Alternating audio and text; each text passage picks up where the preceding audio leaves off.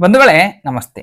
ನಾವು ನಮ್ಮ ಶಿವಮೊಗ್ಗದಲ್ಲಿರ್ತಕ್ಕಂಥ ಅಥವಾ ನಮ್ಮ ಅಕ್ಕಪಕ್ಕದ ಜಿಲ್ಲೆಗಳಾದಂಥ ಚಿಕ್ಕಮಗಳೂರು, ದಾವಣಗೆರೆ, ಮಲೆನಾಡು ಭಾಗದಲ್ಲಿರ್ತಕ್ಕಂಥ ಹಳ್ಳಿಯ ವಾತಾವರಣ ನೋಡಿರ್ತೀವಿ.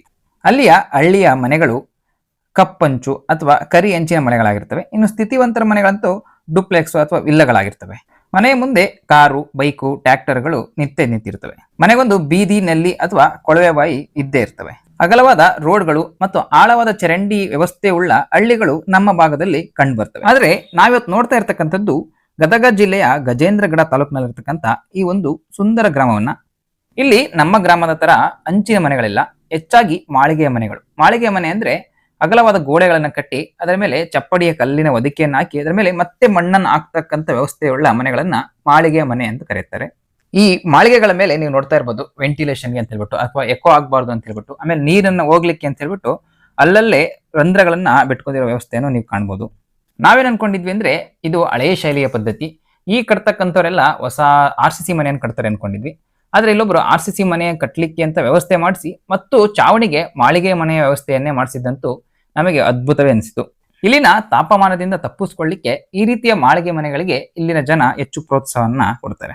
ಇಲ್ಲಿನ ಪ್ರತಿ ಮನೆಯ ಬಾಗಿಲಲ್ಲೂ 4-5 ಹಸುಗಳು, 2-3 ಎತ್ತುಗಳಂತೂ ಕಣ್ಣಿಗೆ ಕಂಡೇ ಕಾಣ್ತವೆ. ಈ ಹಳ್ಳಿಯ ಪ್ರತಿ ರೋಡ್ಗಳು ಸಹಿತ ಇಷ್ಟೇ ಸಣ್ಣದಾಗಿರುತ್ತೆ.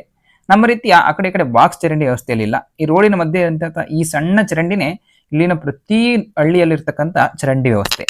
ನಾವು ಈ ಗ್ರಾಮದಲ್ಲಿ ಸುತ್ತಾಡ್ತಾ ಇರಬೇಕಾದ್ರೆ ನಮ್ಮ ಕಣ್ಣಿಗೆ ಕಂಡಂತ ಒಂದು ವಿಶೇಷ ಅನುಭವ ಏನಂದ್ರೆ, ಇಲ್ಲಿ ಮೂಲಭೂತ ಸೌಕರ್ಯಗಳಿಗೆ ಕೊರತೆ ಇದ್ರೂ ಜನರ ಪರಸ್ಪರ ಸಹಕಾರಕ್ಕೆ ಯಾವುದೇ ರೀತಿ ಕೊರತೆ ಇರಲಿಲ್ಲ. ಇಲ್ಲಿ ಜನರಿಗೆ ಆಸ್ಪತ್ರೆಯ ಕೊರತೆ ಇತ್ತು, ಆದ್ರೆ ಆರೋಗ್ಯದ ಕೊರತೆ ಇರಲಿಲ್ಲ. ಯಾಕೆಂದ್ರೆ ನಮ್ ಕಡೆ 70 ವರ್ಷ ಆದರೂ ನೆಲ ಕಟ್ಟಿರ್ತಾರೆ, ಆದ್ರೆ ಇಲ್ಲಿ 80 ವರ್ಷ ಆದರೂ ಸಹಿತ ನೆಲ ಕೀಳ್ತಾ ಇದ್ರು ಎನ್ನುವ. ಇಲ್ಲಿನ ಜನ ನಮಗಿಂತ ಆರ್ಥಿಕತೆಯಲ್ಲಿ ಹಿಂದಿರ್ಬೋದು, ಆದ್ರೆ ದೈಹಿಕ ಮತ್ತು ಮಾನಸಿಕ ಆರೋಗ್ಯದಲ್ಲಿ ನಮಗಿಂತ 10 ವರ್ಷ ಮುಂದೆ ಇದ್ದಾರೆ ಅಂದ್ರೂ ತಪ್ಪಾಗಲಾರದು. ಇದಕ್ಕೆ ಮುಖ್ಯ ಕಾರಣ ಅಂದ್ರೆ ಇಲ್ಲಿ ಬಳಸ್ತಕ್ಕಂಥ ಈ ಆಹಾರ ಪದ್ಧತಿ.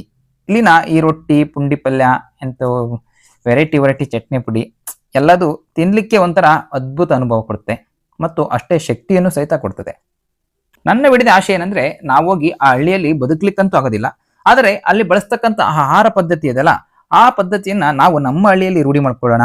ಅವರು ಸೇವಿಸ್ತಕ್ಕಂಥ ಆರೋಗ್ಯಕರ ಆಹಾರ ವ್ಯವಸ್ಥೆಯನ್ನ ನಮ್ಮ ಆರೋಗ್ಯ ವ್ಯವಸ್ಥೆಯಲ್ಲಿ ಸೇರಿಸ್ಕೊಳ್ಳೋಣ ಅನ್ನೋದೇ ನನ್ನ ವಿಡಿಯೋದ ಆಶಯ. ಧನ್ಯವಾದಗಳು ಬಂಧುಗಳೇ. ಇದಾಗಿತ್ತು ಗದಗ ಜಿಲ್ಲೆಯ ಒಂದು ಸುಂದರ ಗ್ರಾಮದ ಸುಂದರ ನೋಟ. ನಾಳಿನ ವಿಡಿಯೋದಲ್ಲಿ ಮತ್ತೆ ಸಿಗೋಣ. ಧನ್ಯವಾದಗಳು.